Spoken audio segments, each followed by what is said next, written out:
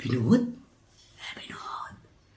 तुम्हें पता है मनी मिराज भैया ना जेल से बेल हो गया। अरे स्वागत करो। दोस्तों आप सबको मैं बता दूं कि मनी मिराज जी का बेल हो गया तो फिर बेल होते ही होगी अब बवाल। मनु दी ग्रेट के नजर में है ये मनी मिराज। तो दोस्तों आपको मैं बता दूं कि मनी मिराज की बेल हो चुकी है और वो बाहर निकल गए हैं। तो दोस्तों कहीं ना कहीं अब तो बवाल होने वाली है कि इधर से भी होगी कंट्रोवर्सी, उधर से भी होगी। अब सच्चाई बाहर निकल के आने वाली है, क्या सच्चाई थी।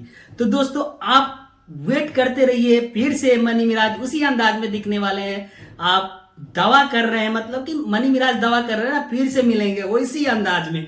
नमस्ते प्रणाम सलाम आदाब। तो फाइनली आ गया हूँ भाई लोग, अभी रिहाई हुआ है जेल से। और चलिए फिर मिलता हूँ। तो आप सब वेट कीजिए, बहुत जल्द मनी मिराज भी आएंगे वीडियो के साथ। तो मैं अब पहले ही आप सबको बता दिया कि वीडियो आने वाला है मनी मिराज की, फिर से शूटिंग स्टार्ट होगी और फिर से आएंगे अपने जलवे में।